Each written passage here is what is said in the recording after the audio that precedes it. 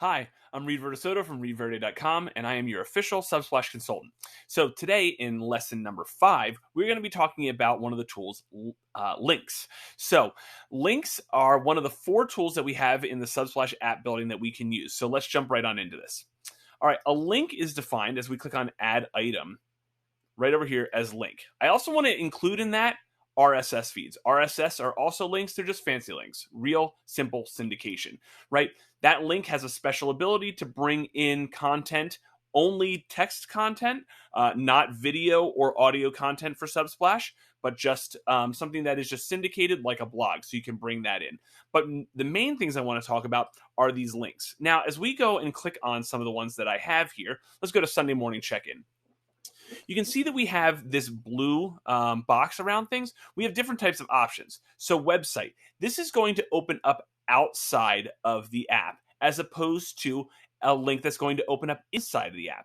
That's really the only 2 options that you have at Subsplash. And there's a really crucial reason for this. You have to open up any link outside of the app that is going to have the possibility of opening up a transactional or completing a transaction. All right. The reason is Apple and Google want to take 30% of any transaction that is completed in your app. This is why Fortnite is not on the Apple platform, because they decided that they were going to sell things and they weren't going to pay Apple for that. So if we're going to take anybody to a site, let's say that you've got an Eventbrite that is coming up, we have to open that up outside the app. Why?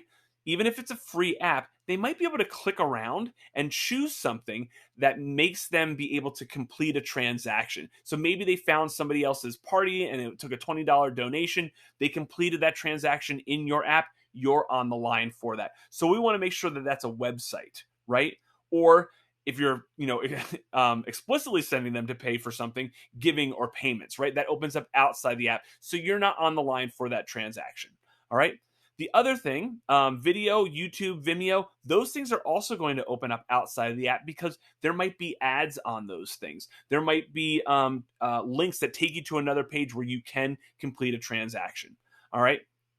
In-app link, you can send them to things that you know are going to be safe. So for my church, I'm sending them over to a form where I'm asking them to take attendance. There's nothing that they can move around in that Google form that is going to make them complete a transaction. So I know that this one's safe. All right.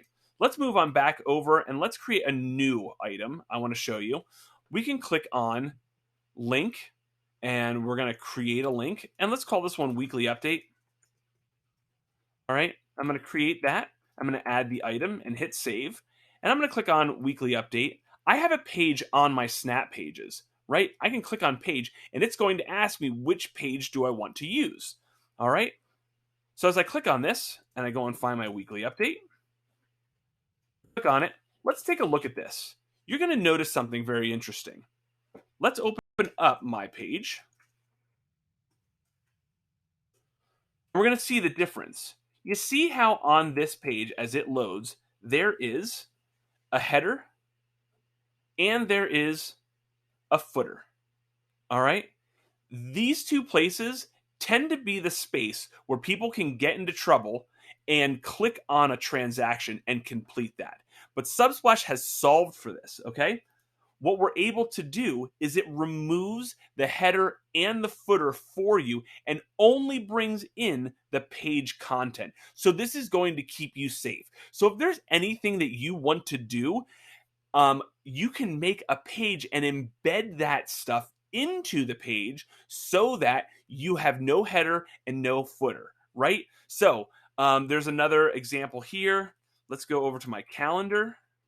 Let's click on that. See my calendar page, I've got my calendar, but I also have a Google Calendar in here that I've embedded. So you can get really, really creative.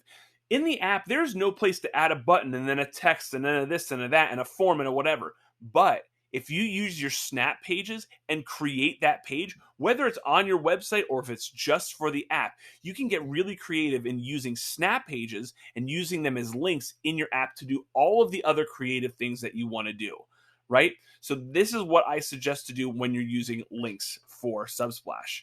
And that's basically it, right? So now we've got lists, links, media, and events. this is Links, and if you have any questions, you can reach out to me at readverde.com, and I'm happy to answer any of your questions. All right, take care.